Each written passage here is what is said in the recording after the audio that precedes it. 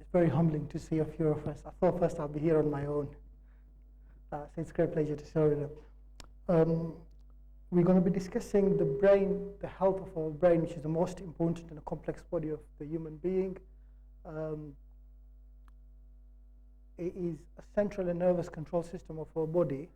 And the reason I want to highlight on a few issues, because they've changed my life when I come across this book from Dr. Daniel Amen, that will come through across.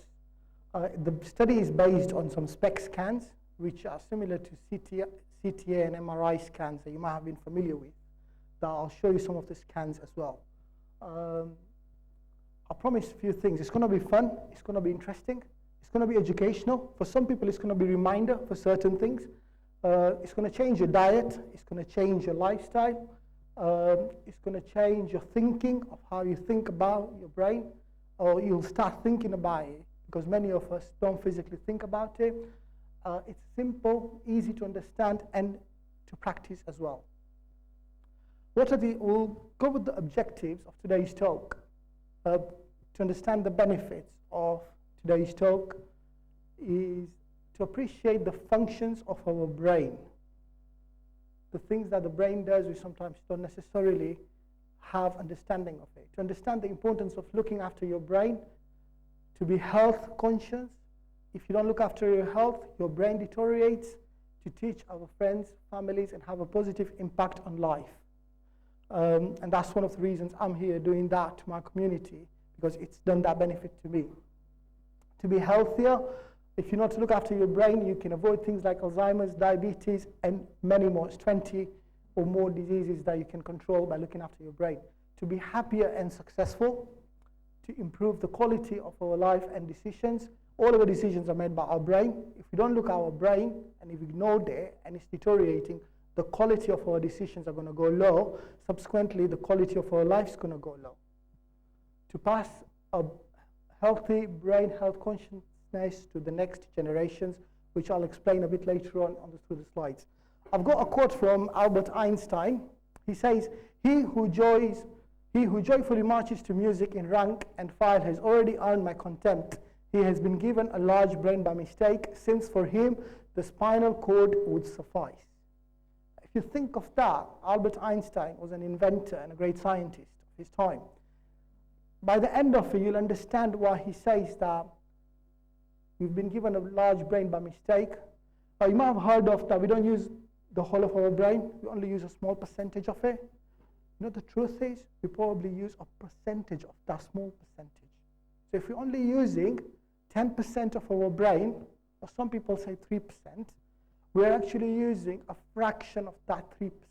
So we're hardly using it. We're wasting it completely by not tapping into it. Why? Because success always starts with a healthy brain. If you haven't got anything upstairs, then your life's going to be somewhere else. We sometimes think that we're doing okay, but you know what? We could have done far, far better. We've got the potential of doing much better. SPECT scans. Now, that is a SPECT scan. It's a sophisticated brain imaging study. SPECT scan stands for single photon emission computed tomography, a nuclear medicine study that looks at how your brain works. It's different to MRI and CAT scans, which are anatomical, showing how your brain looks physically. So your brain clot, stroke, it'll take you for an MRI, a CT scan. SPECT scans look at the functions. Now what you're looking right here is a healthy brain SPECT scan. Okay? Now I want you to look at that picture properly. Looks like a potato, somebody told me. All right? Because I'm going to show you next normal brains. And that'll be a scary thing. Just look at that picture for a second. That is somebody with some habits that we'll discuss in a minute. So that's a damaged brain. When you have a bumpy brain, your decisions are bumpy. You can flip off by a small comment from somebody. You could get angry for no reason. You could get upset on a red light. Somebody cuts in front of you, you could react really badly. You don't realize it, but because your brain's conditioned in a very different way. If you're a really good brain, you'll understand that it's fine. It happens. You get idiots in life and you get over it. You're not going to swear. So it's not going to change your life dramatically. When you don't have that capacity, your decisions are then started lowering, and then the more they lower, the worse they get. So more damaged scans.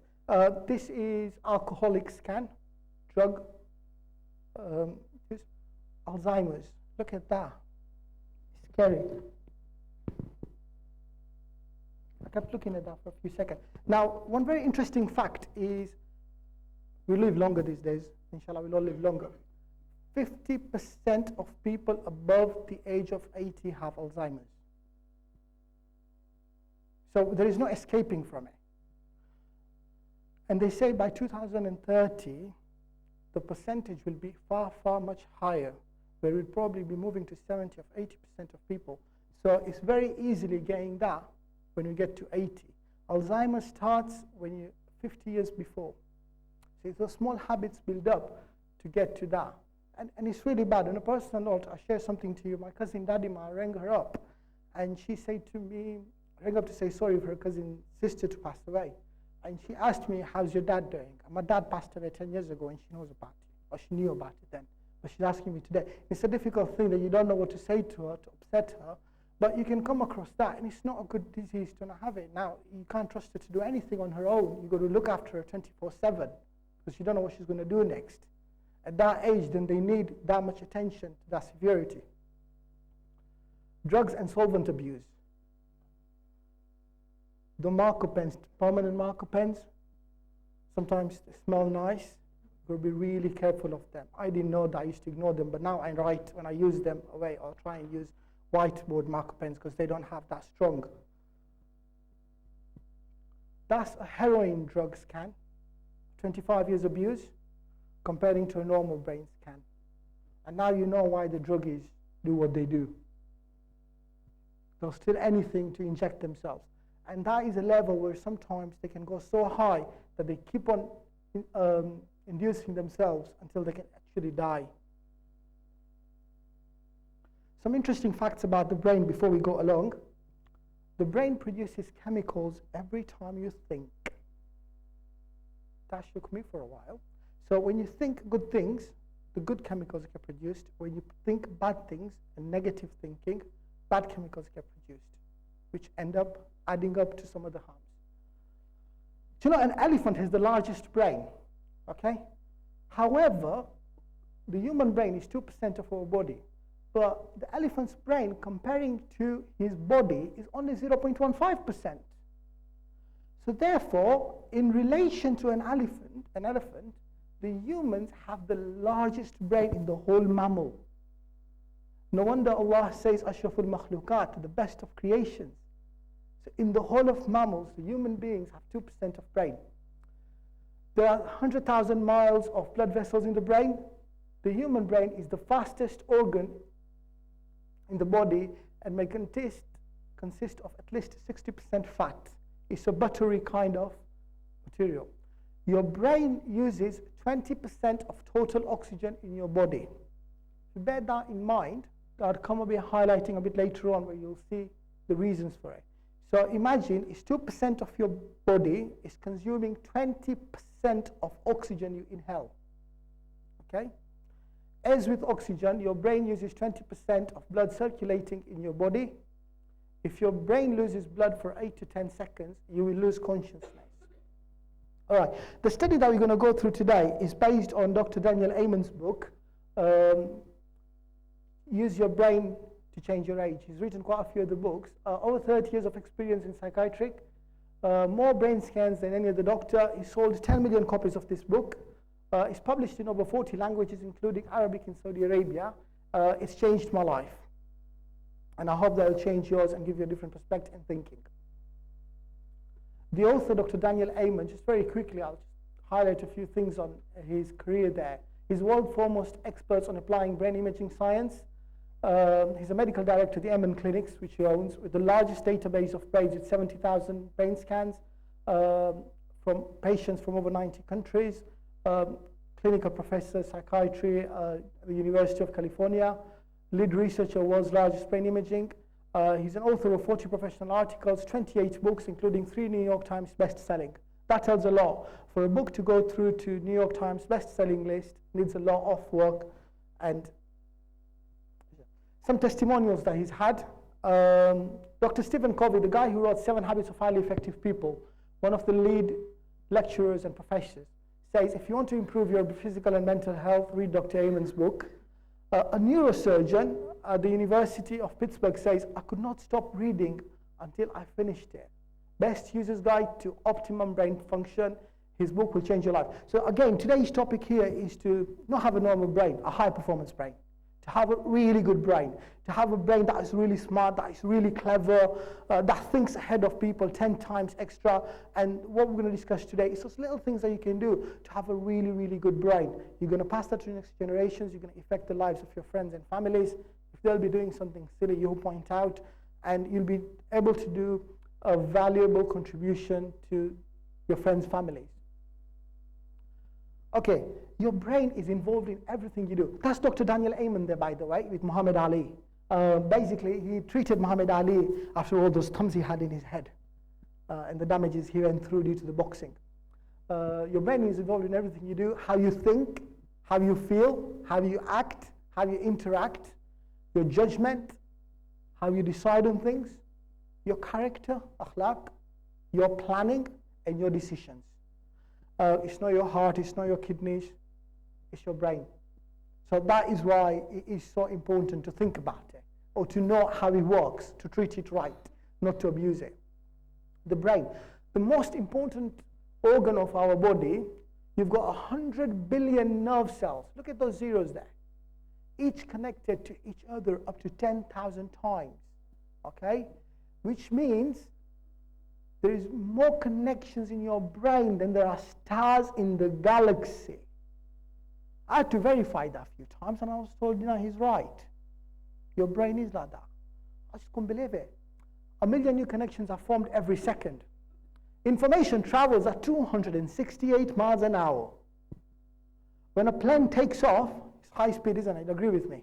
It takes off at between 130 and 160 miles an hour. When a plane lands, it lands at a speed of 200 miles an hour. Look at your brain. It's a staggering effect. But guess what? If you're sleepy and if you're dizzy, like we'll see a crash happen in India, killing 158 people, then it doesn't do that. When you're drunk, it hardly travels at any miles an hour at all. You can't get up, you can't take the next step. But when you're playing table tennis, it does travel at 268 miles an hour. And you can do behaviors where you can really limit that speed, which would limit everything in your life. And sometimes 2-second split decisions can make a difference to your life. If you're driving on a motorway and something's happened in front of you and you're doing 70, 80 miles an hour, you don't react right, you're gone. So therefore, it is very important to understand that. 2% of your body uses 30% of your calories. Now, that was a tough one to believe. Whatever breakfast, cereal you had, lunch you had today, 20% of it is going to feed your brain. It took a bit of time for me to get over that as well. Some of the facts I've come across. When you study, kids get hungry, notice that? You use up to 70% of your calories when you're studying. If you eat junk food and fizzy drinks, you're feeding junk to your brain. Over years, you're making your brain junk because you didn't realize. And some other facts I'll quote later. But you know what? I don't visit takeaways as much as I used to. I used to have my leaflet. I used to collect my best takeaways, and it's changed. That doesn't happen anymore. I treat myself once a month, but I know what I'm doing and stuff. My fridge has changed. Everything's changed. After I realized that I can't afford to do that to my brain. Brain health improves or deteriorates. You just can't ignore it. You say it's all right, so it's all right. What happens is it goes down or it goes up. It's not the same. As you age, your brain ages as well. The beautiful thing is if you do the right things, you can reverse the aging of your brain because it's neuroplasticity. Okay? The brain, why important again? It runs the world. The brain runs the stock market and the local market. Brain runs huge corporations. Brain runs schools. Brain runs governments, although not so well recently. Other functions, our families, our relationships, our work life, our business life, our social life. You know, for a good brain, you're going to have many friends. Our mosques, our charities, and our spiritual lives. Because you've got to understand, you're going to be long dead than alive. And if you understand that, and if you have the front PFC that does the decision, your front cortex, understands that, you will look after your spiritual life as well. Because you'll be then doing logical decisions that I'm going to be long dead than alive. So you're not just going to think the pleasures of this world, but you'll think the one after. So it will affect your spiritual life as well. Okay, now we give our 100% consciousness to car service and MOT. We know when our insurance is going to run out. We know when our car needs MOT. We don't forget that, do we? Our children's school performance, we know how they're doing. We know when the exams are. We remind them how to study. Our health, we look after diabetes, cholesterol. Our iman, salat, fast, khums, we probably worry about that. We worry about our families, our extended families, India, Pakistan, Africa. We call them, ask them how they are. Our work, we turn up at 8 or 9, whenever we're supposed to. Our holidays, you'll think, I haven't gone to Ziyarat this year, or I'll go to Hajj next year, or I'll go to Malaysia the year after. We have consciousness. However, surprisingly, we rarely think about the brain, which Dr. Daniel Amen says is a huge mistake. Okay? The big idea, with a little forethought and a bit of care, we can have a high performance brain smart plan. You can boost your brain or slow, or even reverse the aging process. I'll show you some SPECT scans. Dr. Daniel Amen did his own scans and couldn't believe that his brain was bumpy. And as a lead researcher, he was in a shock himself, as he was explaining. And he did change himself in his diet. And he did a scan, and his brain was younger than he took it when he was older before that. Improve everything in your life, and I can prove it. That means the doctor says that. Okay, again, just very quickly to cap your personality, your character, how you think, feel, act, how you interact with other people, how you respond under stress, and how you plan your things. All is done by your brain. When your brain works right, you work right. When your brain has trouble, you have trouble in your life. You won't realize it.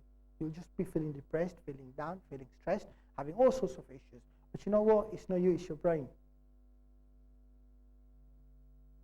With a healthy brain, you're happier, you're healthier, you are wealthier, you're wiser, you make better decisions, you're more successful. With an unhealthy brain, you're sadder, you're sicker, you're poorer, you're less wise, you make poorer decisions, and you're less successful. Principles, why? The big why. Why do you want to change the brain? Okay?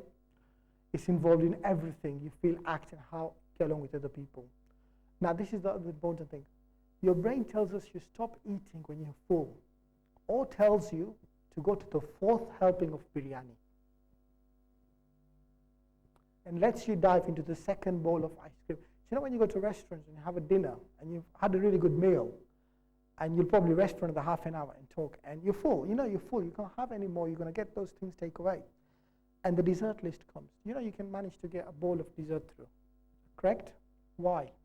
Because sugar creates dopamine, the good feel pleasure. It's the same. It presses on the same buttons in your brain the way heroin does. And that is why, without realizing, yes, you're full, you shouldn't, but you'd go through not 1 but 2 bowls of ice cream. You're not realizing what you're doing to your brain. It's very unconsciously, without realizing. You've just gone through another bowl of an ice cream. Reminds you to drive carefully, or speed 90 at a 30 zone. We have teens doing that. Calm, happy, patient, and angry keeps you focused, motivated, reminds you of your responsibility, control center runs everything internally and externally in your life. It's the most expensive real estate in your body. We'll now come to, this is the last slide before we come to the things that damage your brain, and then the very interesting things, how you can improve your brain. The most complicated organ in your body, 80% is water. So hydration is critical to your brain's health. Solid weight is 60% fat. So abnormalities in fat can havoc your brain.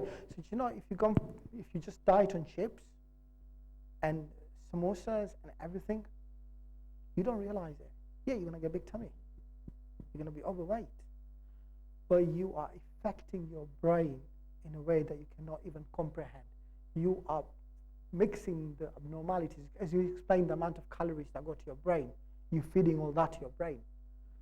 2% consumes 70% calories, as we mentioned, and your brain consumes up to 20%, so I'm repeating that. The first thing now that is very bad for your brain is brain injury. Basic one, the most common one. Now, personally, I used to wear a seatbelt as soon as I see the police come or lights flashing. I had this, I'll commit here. I used to, not that I wanted to, but it was unintentionally, just not having the forethought of the law. As soon as I see police, I just take my belt. That doesn't happen anymore. As soon as I say, I pull my belt. Why? Your brain is a soft butter kind material, and your skull is hard with rigid corners. If you have an accident and damage your brain, you're going to affect everything in your life. Your brain develops until the age of 25. So then, not letting your child play tackle football and rugby is a wise decision. You get many problems there. As I mentioned, seatbelt is a must, disability is a possibility. However, badminton and table tennis are excellent sports. The other thing is never hit your head for other reasons, except for Zadari, which obviously ulamas are there, so I'm not going to get involved in that side of things. But what I'm trying to mention is at home when you're upset or the kids fight with each other, if one hits the head, then tell them not to hit the head. Crash helmet only protects your skull. When you fall off a motorbike, all you'll do is help your brain, your skull not break, but you can still damage your brain very big time. Once you damage your brain, regardless of what you do sometimes, you'll have to really hard work on how you damaged it. Your decisions, your cognitive abilities are going to be very low. The second, so the first one was brain injury. The second is obesity. People with a BMI of 30 and more have 4% less brain cells. So, you know, when I read that again. I lost 2 stones. I can't afford to have a smaller brain. I thought, I can't. Obesity increases, doubles the risk of many other diseases like Alzheimer's, diabetes, and many more. The other thing is, the fat on your belly stores toxins. That's another thing. Now, I've added that on there, something interesting. There was a rat study, genes that showed, they made some rats obese in a study, in a research. And what they saw is the mice that were born from those rats were obese as well. And the mice that were born from those were obese as well. If you don't look after yourself, you're passing those genes to your kids. And I thought, what if I go against my kids? I've got to get them healthy. So I've got to look after myself so I can look after them. It's so important for your health to be right. Avoid sumo wrestler diet. This is another one that really shocked me. I haven't put a picture. I wanted to do a picture, but they don't dress right. You all know sumo wrestlers and their bodies.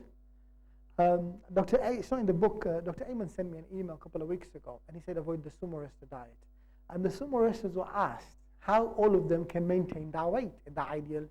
They can just maintain that 200 kilos for some reason, 20 stones. How do they just manage to maintain that on place? And they said, we don't eat much during the day. He said, hold on, what do you do? He said, we don't eat too much during the day. So he said, what we do is we have a good dinner at night, chips, burgers, just before we go to bed. I went like that. That's what I used to do sometimes. So if you want to get a big body like that, just before you go to bed, help yourself with the biggest bag, chippy bag, and some burgers, and you'll be a sumo wrestler sometimes. So if you don't want to be that, all you're going to do is change it so not to eat later at night. And now if we go out, I go out at 4 o'clock, not at 10, 11 o'clock. Another thing I'll ask you is, let's say, for example, if you had $1 million horse, if you were to feed it junk food, give it fizzy drinks, let it watch telly till 1 in the morning, smoke or drink, how many races would that horse win? Not many, I'd agree. Maybe none after some time. Would you ever do that to a 10-pound dog that you bought? No, we wouldn't do that. Would you do that to a $5 cat? No, but you do that to yourself. What have you got against you? It's $1 billion body. It's priceless. I'd be wrong if I said it's $1 billion body. As a body, you've got the ability to go and earn $1 billion. What have you got against you? But we unconsciously don't think about it. And it's so important to think about it and teach friends and families. A friend of mine, Richard, I showed him the scans for the alcoholic scans. He stopped drinking. He just said to me, every time I think about it, I just realize that scan you showed me, I don't. So you can affect the lives of your friends and families, wherever they are, for a better, healthy life. That's what I said earlier on, that as your weight goes up, the size of your brain goes down. That's a slide from Dr. Daniel Amen. The other one's drug, alcohol, and smoking. I've mainly picked on smoking, obviously, because those two problems I assume that we don't really much have. Smoking reduces the amount of oxygen going to your brain. Lack of oxygen to any part of your organ de-ages your organ quicker. So it's another thing to bear in mind. Smoking blocks carotid arteries, so blood supply to the brain cells are cut off. Your brain uses 20-30% of oxygen, as we mentioned. Giving you less supply, you're reducing the performance of it. So you can do those 2-second split decisions wrong and get everything wrong. Obviously, there's other problems, like increases the stroke 1.5 times. Smoking also leads to thickening and clotting of the blood, and smoking causes oxidative stress. What I'm trying to say, although from health benefits and other health disasters, it plays a major role in a disaster to your brain. And if I'm using my brain for everything else, just for an argument's sake, I'm not smoking. If I was, I would probably stop smoking, not because of my body, but because I want to look after my brain. Some people do certain things because of hope. Some people don't do certain things because of fear. And sometimes it's ticking the right button. So you might have a friend or a brother who smokes. Say, I don't care about my body. But maybe they'll think twice if they have to think about their brain now. Now this is a good one for us Khojas. Excessive caffeine, more than 3 cups a day. This one was a tough one to get over as well. Found in tea, dark sodas. If you're a fizzy drink fan, you're the same thing. Energy drinks, pep pills. See, 1 or 2 is fine. When you come to 3 cups of chai a day, you're on a borderline. This is what you're doing. You're restricting the blood flow to the brain. Right? That dehydrates the brain and the body, interferes with sleep. It blocks certain chemicals, so you sleep less, and sleep is very, very important for a high-performance brain, as we'll discuss in a second. Can be addictive, makes you feel jittery and nervous, increases muscle tension and upset stomach. Maybe you shouldn't, and think about it twice. Caffeine can elevate inflammatory markers. Studies have shown just 200 milligrams, that's 2 cups, raised homocysteine level marker for heart disease and inflammation. However, what you can do is have green tea. Green tea is good for your brain. So I have loads of green tea, and decaf is even better. Stress and depression. Depression, grief, chronic stress all takes years of your life. Sometimes some people like to be distressed for some reason, unfortunately. They just love being it. So they don't like it, but they like being it. It's a difficult one to understand. But maybe if they understand that it's going to affect your brain, they're going to get quicker to get off it. Stop worrying and start writing down actions and write down solutions. There's no point sitting worrying about it, getting depressed by it. Take action, take 100% responsibility, get over it. If you put it down in paper and think through it, you'll come through it. Do some exercise, go walk. You won't be depressed 5 minutes later if you're jumping around. So you can treat it because you want to treat it because you want to look after your brain. You get a lot of people that go to doctors because of depression, and they get these drugs and they want to go back for more. They don't want to treat it. They want to cry about it, unfortunately. Eating good food, protein, and good food, transmission of no impulses, that would help get it over it. Exercise and take supplements, and remove ANTs. ANT stands for automatic negative thinking. You think bad of everything. I'll talk about that in a second more. Other functions that hurt your brain, high blood pressure, look after yours. For some reason, mine was 150. It shouldn't be. I don't know why, but it just was. So I'm working on reducing that, reducing my sugar, my salt level in my body. Hypertension, diabetes, low omega-3. I'm taking omega-3 tablets, fish oil, really good for brain performance. And if you know certain things, now you have the consciousness, you think about your brain, you'll go out and make your high performance by not doing silly things and doing more things. What I would also highly recommend is buying this book so that you can understand the whole thing. We're only scratching the surface here. Lack of exercise. We all know we should exercise, but we don't. Now, I was the same. I knew I have to, but now I go to gym every other day. Why? Because I understand the implications it's going to have on my life if I don't. It's just changed everything in my head. It's literally revolutionized my life. It's revolutionized my life because I'm thinking very differently now. Because I'm looking, it's the main control system of my body that I'm going to let down if I let down. Chronic insomnia, we'll discuss that in a second a bit more, which is not sleeping right. Standard Western diet, sugar. I wish Moses and Ashik Bhai were here. We should probably have more fruits in Fatihas than chocolates and cookies and cakes. Sugar. It's a scary bit because it can be worse than heroin. They're not my words. The Dr. Daniel Amen's word. Sugar can be worse than heroin. It's very addictive. Some people wouldn't touch a chai if it doesn't have sugar. And you keep on doing it. What you're doing over 40, 50 years is damaging your brain big time.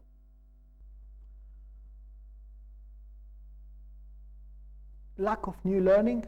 Every time you learn, a new connections happen in your brain. Your brain's like a muscle. You should commit to lifetime learning. We finish school, we never finish learning. It's interesting. The other thing about learning is every time you learn, you create dopamine, serotonin, the feel-good factor. If somebody tells you a fact you've never heard, you say, that's interesting, because you're feeling good. A chemical is produced in your brain, how we think a chemical produces every time. So it's very important of lack of new learning. We should really try and educate ourselves. And when I was mentioning quite a few hadiths, that educating ourselves is important, and there's loads of hadiths on that. Lack of meaning and purpose in life. I'll come to goals in a second. But we just go to work, come back, live our life, 5 o'clock, 9 o'clock, go to sleep. We should have some purpose in life. We should try and find it. We should try and write it down. Come back to that properly a bit later on. Lack of knowledge on how your brain functions. Hopefully, till now, I've highlighted a few issues that will take effect. And by the time we finish it, we'll have more. So we'll start working on that one. It's ignorance sometimes that we don't know. See, I didn't know that chai more than 3 cups was no good for me. I didn't know lack of sleep was no good for me. I didn't know all those takeaways were good for me. I didn't know all those fizzy drinks were not good for me. But now, because I know, I've left it. So it's very important, and that's the reason for today's whole talk is lack of knowledge.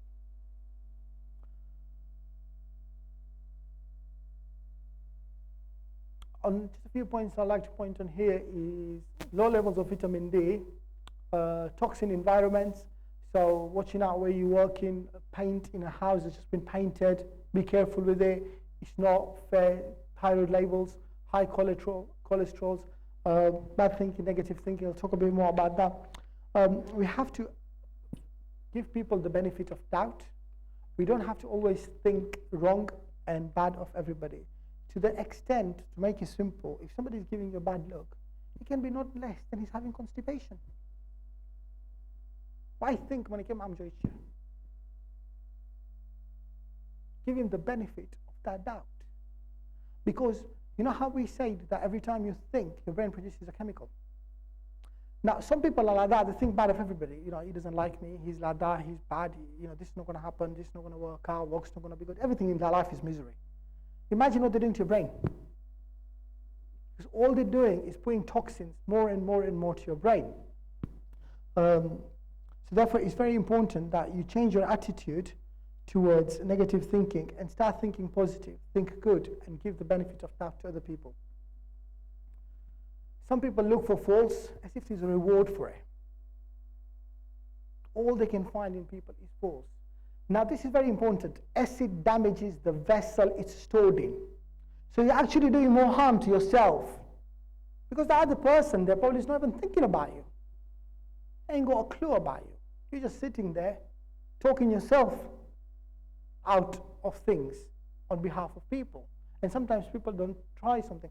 The other interesting thing on this one is, on this economic climate,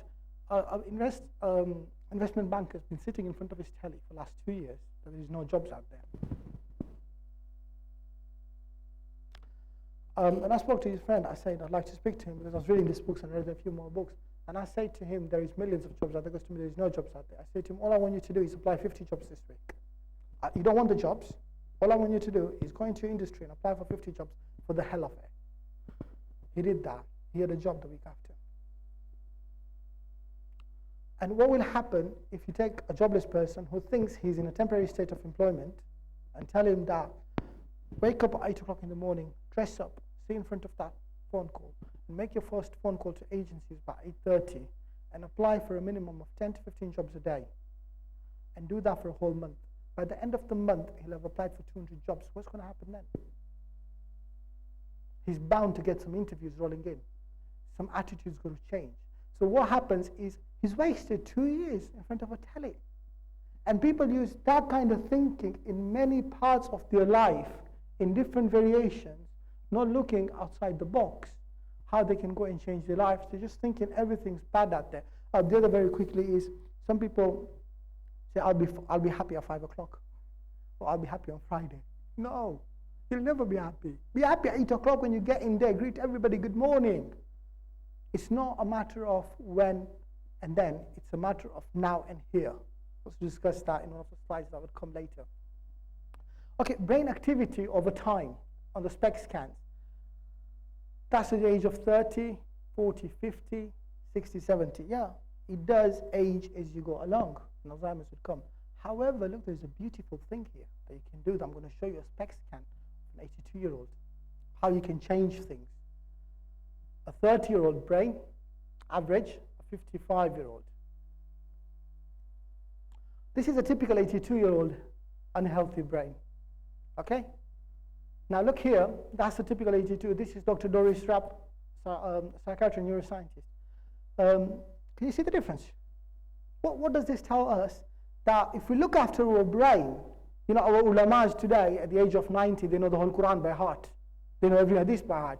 Our old man at home wouldn't remember what he had this morning because of Alzheimer's. But that doesn't mean that's the norm through the industry. It's not a human nature. You know, sometimes at the age of 40 or 50, you forget something you tell Buddha taught you. No. It's not a Buddha taught you. It's not getting old. It's a disease. You're just lying and talking yourself out of it. Sometimes at the young age, without realizing and looking far ahead with it. This just proves that you can reverse the aging process of your brain. The good news is, as I mentioned, you're not stuck with your brain. Small changes, short as 2 months, you can make your brain healthy and give it a prosperous look. This is a great quote that I really like. I heard it from Zig Ziglar, who quotes another quote. He says, you don't have to be great to start, but you have to start to be great. I love that quote. I really love that quote. That can put everybody to the start. Eat superfood brain. Eat super brain foods.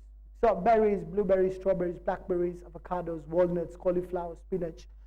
These foods with less carbs, more proteins in it, and that.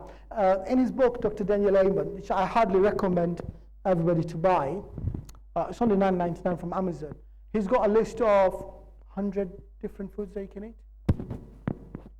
I've just picked a few here. Obviously, I do want to do a shopping list. Research for a full list and revamp your fridge. More good fats, omega-3 ones. Know the number of fruits and vegetables you eat per day. Alhamdulillah, I managed to eat 5 fruits a day right now. Start with an apple a day. It's funny, but I'll tell you this much. It's only 5% of people will have an apple tomorrow because of this talk today.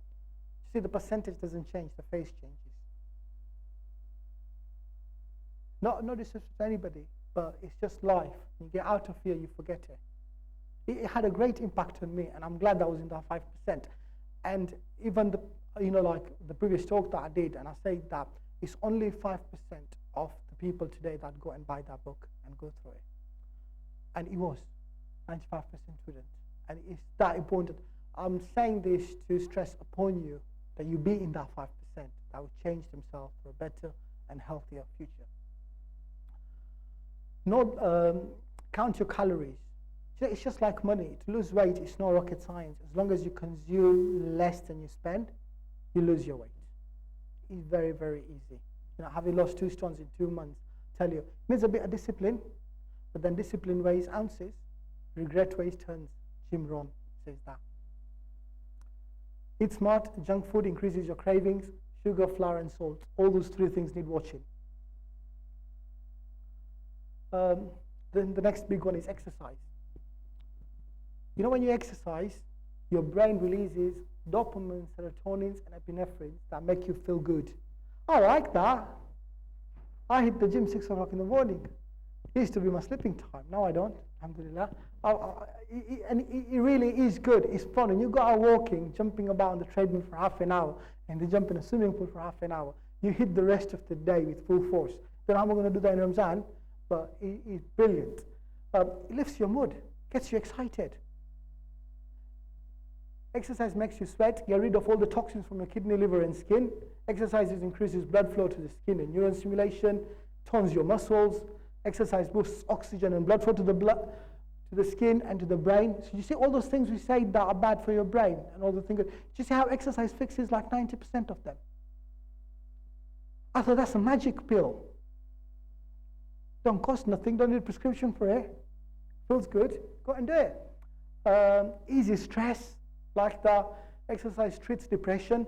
If somebody's depressed, he'll be down, he's not feeling well. Take him for a jump and a walk. Is he going to be that depressed when you finish with him?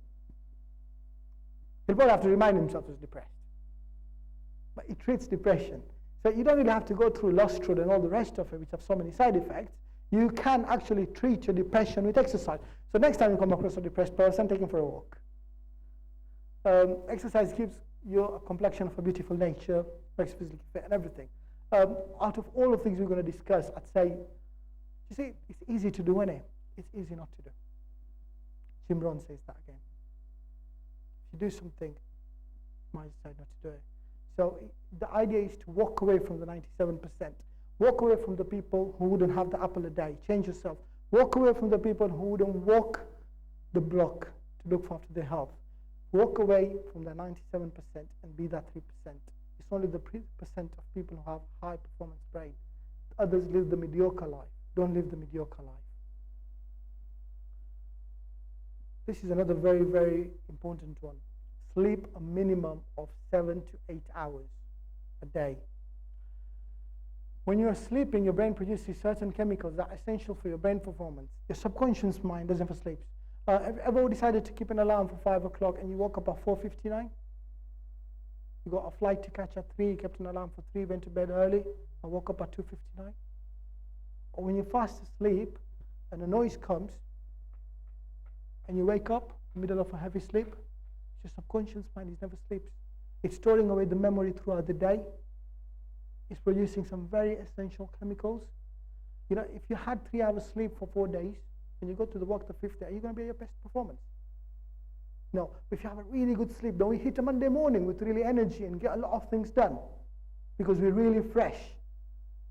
Okay? Now, so many people watch telly till 1 in the morning or 2. So many people, it's an average. They've treated their brain. I was busy last week and I think I slept for 5 hours one day. And I wasn't right the next day because now I've told my brain to sleep a minimum of 7, 8 hours. But what other people do is they condition their brain to sleep for 4, 5 hours. It's fine, you can do that. But what damage you're doing to your brain and to your lifestyle and to your future health, you don't know. So you're thinking you're smart, you know. You really know. You need that to have the extra good performance. Lack of sleep is a big cause of accidents due to poor decision making. Just a quick one here is, I was traveling in Africa and I went to Tanga and I was traveling. A cow turned up in front of a road. A bus was going about 80 miles an hour. And the driver, there's no way you can stop, the brakes have snapped now, the cow's turned up all of a sudden. And he's asking his colleague, should I swerve or should I hit it? He goes, just hit it, don't swerve. And he hit the cow and he stopped 2 miles later. There was massive impact, the cow died. And when they were evaluating the situation, what they said, he said, in a similar situation, the reason I told you to hit the cow, his colleague told him, is the last driver who swerved killed 70 people on that bus. Because power steering, swerve out of it at 80 miles an hour, you've got a bus of 80 people, you're going to somersault it throughout the mountains, hit a concrete and kill people. It was a split-second decision. Now, if you're woken up from your sleep and you know that 100%, you might want to swerve, because that'll be the easy thing to do. But it's a high-performance brain that'll tell you to stay on course and hit that cow, because it's just 200 quid that you can pay the owner back. And that is how important decisions can be anywhere in life. They say when you're tired, don't make big decisions. Let them rest. When you're tired, don't do certain things. Important.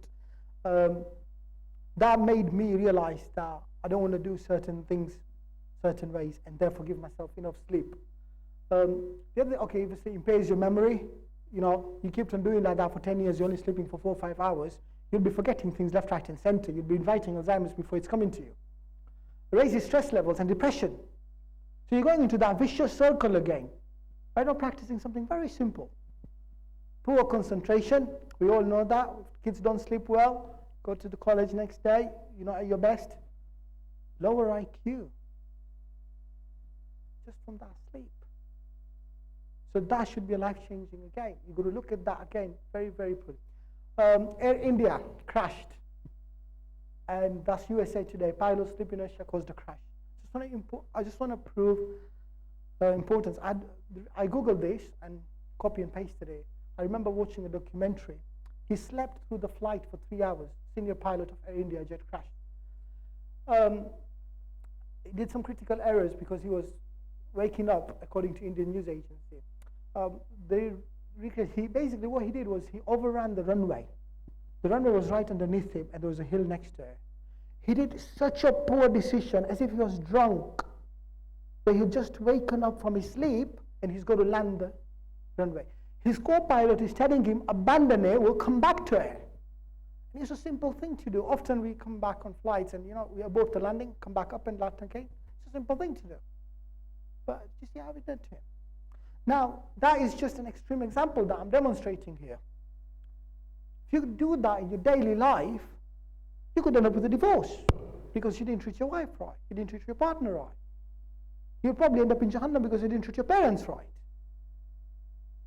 Should have respected more, should have been more patient towards them. And it is just so essential.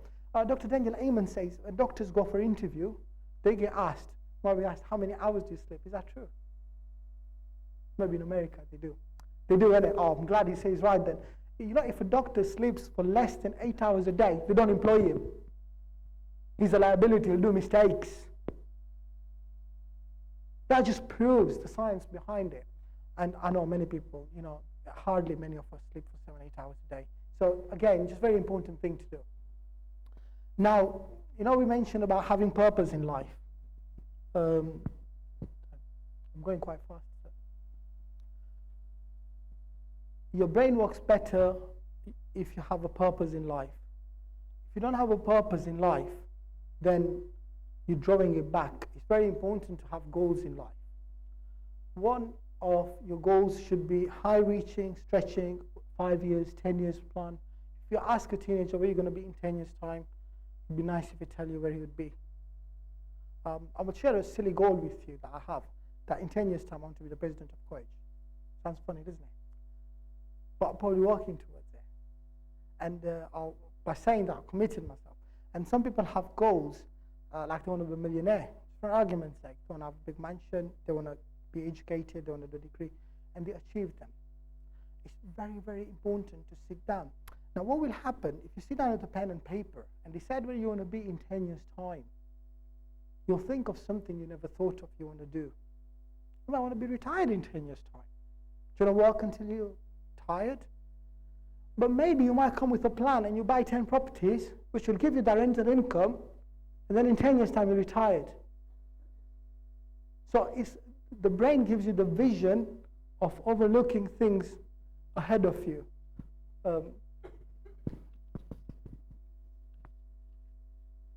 Okay, they've asked me to have a 10-minute break. I'm right in the middle of the brain of the goals. We'll have a 10-minute break. Feel free to give me any feedback in it, and then we'll go through that. We've just got half through left. We should be finished by 9 o'clock. Give us half an hour for refreshments before namaz. Yeah, we'll have that, and then we'll carry on with it. Mohamed Walji Part1.